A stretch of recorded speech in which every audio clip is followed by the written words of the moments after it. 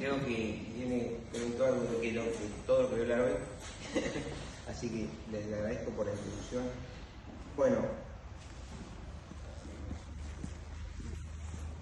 como cuando me invitaron a hablar de este tema, dije, bueno, ¿cómo lo hago? Así que pretendí poner lo mejor que pude en cada parte y voy a empezar diciendo que 40 años después quiero agradecer a las autoridades de la Facultad de Ciencias Médicas de la Universidad Nacional de La Plata, profesores, colegas, alumnos, pacientes y familiares que seguramente hoy nos acompañen. Quiero expresar mi profunda gratitud por ser reconocido en la propia institución donde tuve la suerte de formarme. Alguien dijo una vez algo que dice: la vida no se mide por los momentos que respiras, sino por aquellos que te quitan el aliento, y sin duda este es para mí uno de ellos. Como lo marcan muchas religiones, la vida es un círculo que rodea a muchos otros y cada individuo debe lograr cerrar cada círculo. Hoy, estando aquí, cerraré uno y deseo motivar a muchos que abran los suyos. Pensando que habrá mucha gente joven hoy, dije cómo hago para mantener la atención de grupos jóvenes durante 45 minutos, sin abrir celulares, sin ver Instagram y sin separar su atención, sin escuchar a alguien ya entrado en años y al cual no conocen. Por eso decidí compartir frases e historias que se entrecruzan, por lo que deberán estar atentos para no perder detalles, y que todas cierran como un círculo al final. Aclaro que soy como Scaloni. Emocionarme es algo muy mío y aunque lo he intentado superar por años, no lo he logrado y sin duda hoy no será la excepción. Albert Einstein dijo una vez: si quieres vivir una vida feliz, átalo a una meta, no a personas ni a cosas. Pero una frase que dijo Antonio Machado fue: caminante no hay camino, se hace camino al andar. Así que como toda conferencia científica tengo que dar mis conflictos de interés. Fui estudiante de esta facultad, fui docente alumno, me investigué aquí, fui docente y profesor, mantengo colaboraciones por proyectos, fui jurado de tesis de doctorado, ideólogo del Fondo PEN 92, y no usé ChatGPT, Cloud o Copilot para esta charla. Escuché definición de inteligencia emocional y está basada en la mejor evidencia que sin ningún lugar de duda es el camino recorrido. Me gustaría pedirles que al escuchar cada historia lo hagan en forma personal y pensando cómo empieza un camino aquellos que lo han transitado. Pongan sus propios protagonistas, pues mi objetivo no es mostrar mis logros, sino explicar la importancia que implica recorrer el camino y cómo hacerlo. Ustedes serán artífices de su propio destino y al construirlo encontrarán puertas. Deberán saber cuál abrir y cuál cerrar. Cada una ofrece oportunidades.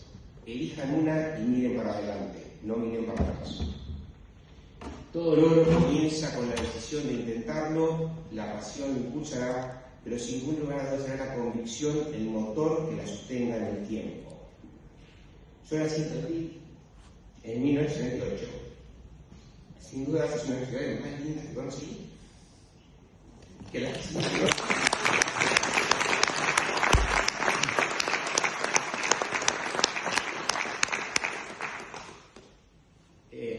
soy la tercera generación de inmigrantes que vinieron en la época de la posguerra. Claramente ellos querían que sus hijos llegaran a estudiar. Sin duda, el trabajo, el esfuerzo y la honestidad fueron los valores que siempre se transmitieron en mi casa. Mi abuelo siempre tuvo bicicleta. Construyó la casa para él y sus hijos. Y empecé a soñar con ser médico durante el colegio primario. Mi madre me compró un libro que es de otro ser que hay en nuestra facultad, el doctor René Esparro. Sin duda, estos años vivimos épocas de cambios profundos.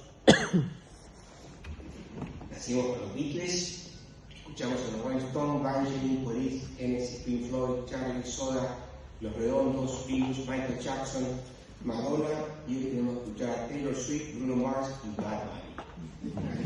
Los escuchamos en radios, en discos, cassette, CD, DVD, MP3 y hoy Spotify. Del Fiat 600 pasamos al 580 y de la náutica al Tesla. De Maradona a Messi, vivimos la guerra de las Malvinas, la caída del muro de Berlín, las Torres Gemelas, la guerra del Golfo y ahora la guerra con Irán. Perdimos la cuenta de cuántos ceros cambiaron en nuestra moneda. Pasamos del correo postal al fax, al mail, al Facebook, Twitter, Instagram y un mundo social virtual que ha hecho perder un poco esto que es lo importante de encontrarse con gente a la que uno aprecia. Pasamos de entender que evolucionamos de simios a Homo sapiens y que gracias a la ciencia se conquistó el mundo y hoy estamos evolucionando a Homo Deus, que busca superar la muerte de la inteligencia artificial y empezar a plantear que los organismos son algoritmos y que la vida es solamente un procesamiento de datos que quizás la controle la inteligencia artificial. En la medicina pasamos de la tomografía, la resonancia, al PET scan y del currículum a que los pacientes lleguen al consultorio y digan: doctor, lo vi en Google y en PubMed. Pero hay cosas que no deben cambiar. Son el soñar, el respetar a los maestros y la vocación médica, que es aquello que hace que nos levantemos todos los días a las 3 de la mañana para operar o atender a un paciente. En septiembre de 1986 visité por primera vez este edificio. Hace 39 años pude empezar mi carrera.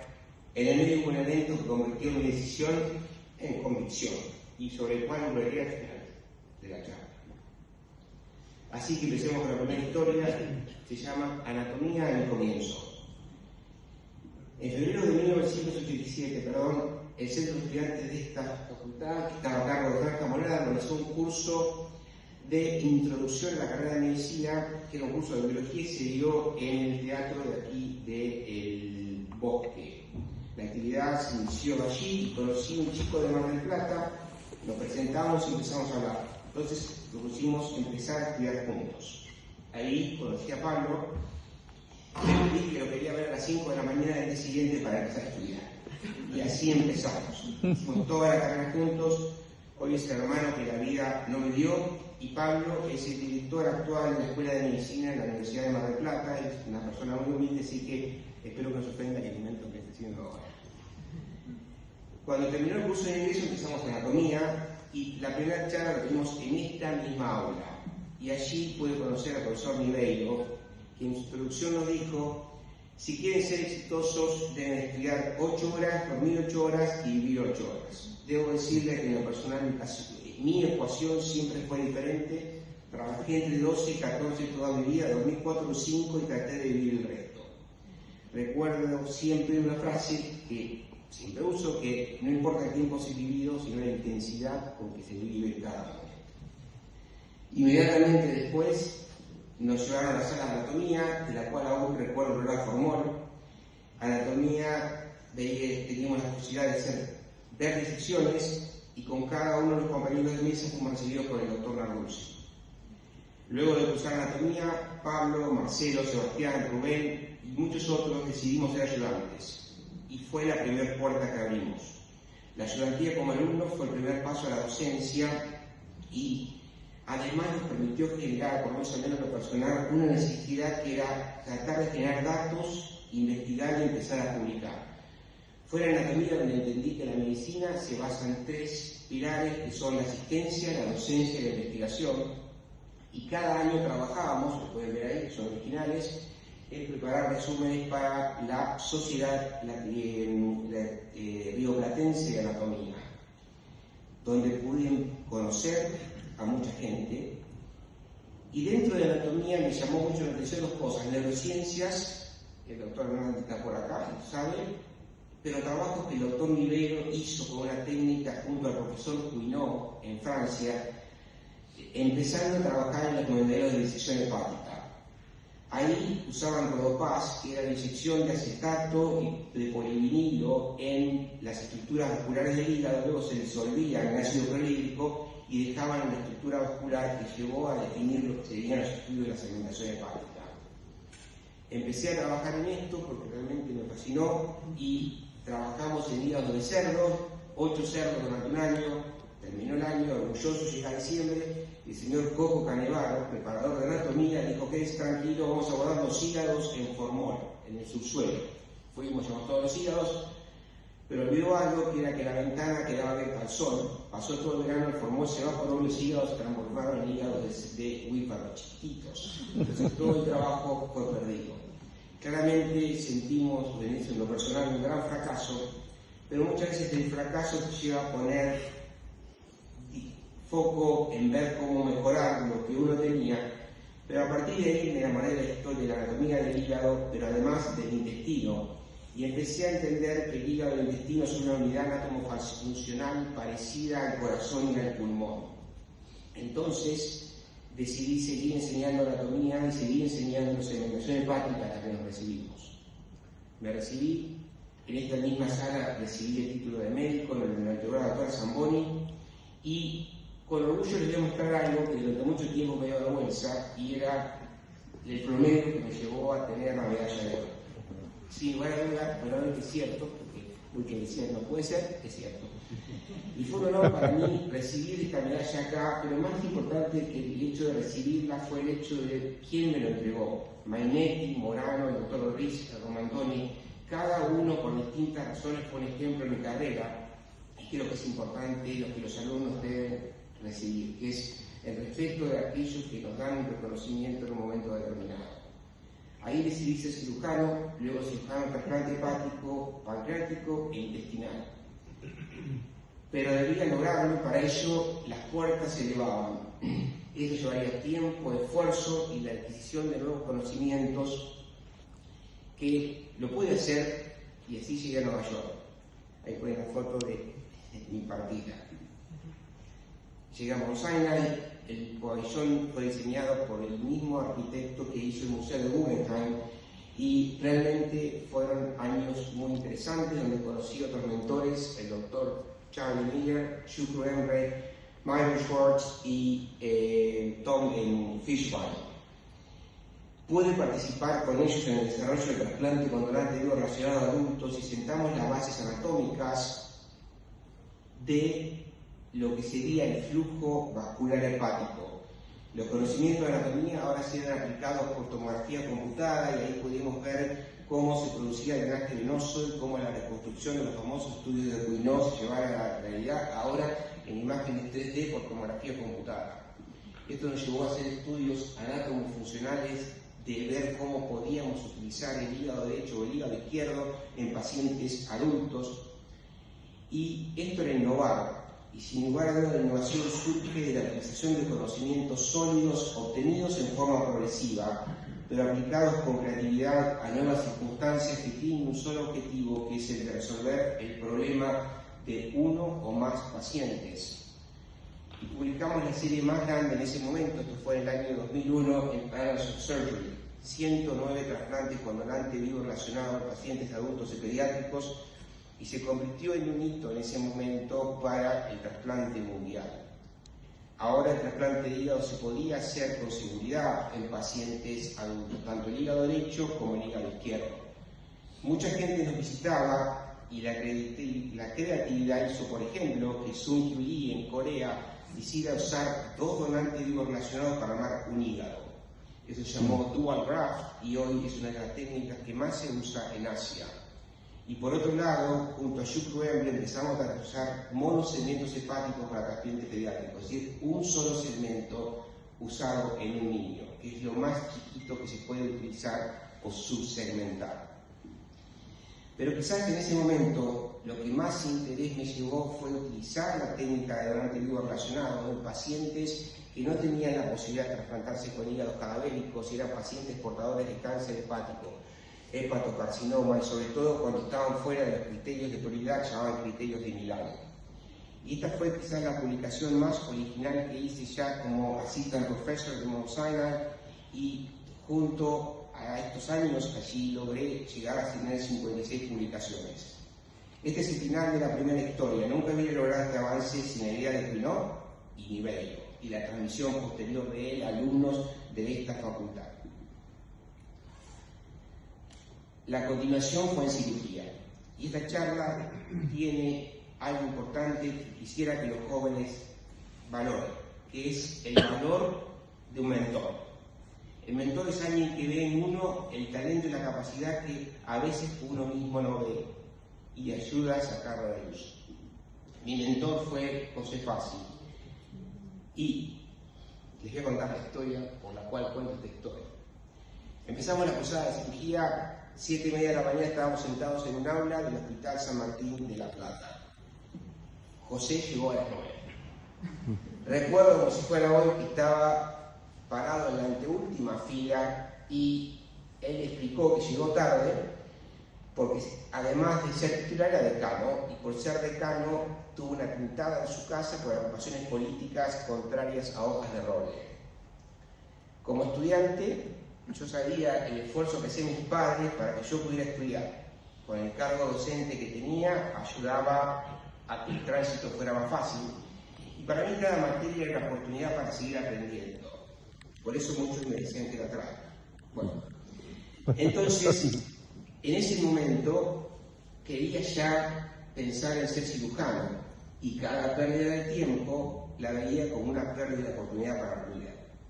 El doctor Fassi terminó de explicar por qué llegó tarde, pero dijo, alguien tiene una pregunta. Entonces yo levanté la mano. Sí, doctor, quisiera saber cuánto puedo recuperar esta clase, ya que yo no hago política universitaria y la cursada de cirugía es corta. La respuesta fue, espéreme, alumno, ya se lo voy a decir. Terminó de hacer algunas cosas y me llama y me dice, venga el sábado. El sábado, 8 de la mañana, estaba en el pabellón de cirugía. Por supuesto, el doctor Fassi no fue. Entonces, digo, ¿qué hago? Me fui al locutorio, una gente joven que no sepa que es un locutorio, que es la guía telefónica que no existe, y encontré el número de la casa. Y lo llamé por teléfono. Me atendió su esposa, Cristina, y me dijo, alumno, ya le doy con el doctor. Me atiende y claramente me dice, bueno, doctor, discúlpeme, nos vemos el lunes. Muy bien, el lunes nos encontramos, la clase no la recuperé y llegó el final. Estaba seguro que me iba a tomar él. Y así fue, 45 minutos de examen oral. Salí a esperar la nota, me llamó él con la libreta, me puso un 10 y me dijo, si no me interesaba trabajar en el laboratorio de trasplante de órganos, que me inauguraría pronto. Bueno, en ese momento ya había decidido hacer cirugía, pero estaba debatiendo entre neurocirugía y trasplante, entonces le dije que lo consideraría, pero quería ver un trasplante renal antes. Bueno, otra puerta se abrió ese fin de semana, fue a ver al Centro Oncológico de Excelencia el primer trasplante. Ahí decidí hacer trasplante. Y empecé a trabajar en el laboratorio. Un día Nina me dice, che, pibe, estuve en Canadá y encontré este. ¿Por qué no lo lees? A ver si te interesa. Era el primer libro que salía en el mundo sobre trasplante de intestino. En 1992 tenía que presentar 2 proyectos de investigación para acceder a una beca y escribí 2 trabajos. Uno en xenotrasplante y otro en bombas de perfusión hepática que tenía que ser en ratas. El hacerlo era la primera bomba normotérmica oxigenada para hígado, y el desafío era cómo hacerlo. Para hacer un trasplante usaba sangre de descarte del Hospital San Martín y perfundíamos ratas. Aquí llegamos a utilizar veneno de cobra para inhibir el complemento, y el doctor Teixeira, que está presente acá, me trató de explicar cómo debía ser para generar cerdos transgénicos en ese momento. El desafío, como les digo, era cómo hacer esto en nuestro medio, y paralelamente tenía que empezar la residencia. Entonces ingresé a la residencia del Hospital San Martín de La Plata. Tenía 2 alternativas en ese momento para aprender trasplante. Uno era el Italiano de Buenos Aires, dirigido por el doctor de Santibáñez, también alumno de esta facultad, y el Hospital San Martín. Entré a San Martín, regresé a mi residencia, están mis compañeros, algunos están sentados aquí, así que les agradezco profundamente por haber venido. Ahí hice amigos, aprendí a operar, solidifiqué mi vocación, conocí a Carolina, mi esposa, su familia, y me apasioné más con los trasplantes. Ahí vimos los primeros trasplantes renales, con el doctor Tuceda dormimos en la sala 24 para cuidar a los primeros pacientes en su postoperatorio, y aquí pueden ver la bomba de perfusión hepática y la técnica de microscopía electrónica que usamos. Ese es el primer trasplante renal que vi, que les conté recién, y nuestro proyecto de trasplante de hígado en cerdo que empezábamos, yo estaba a cargo de la bomba. Empezamos con interés a ver el intestino y estudiar la perfusión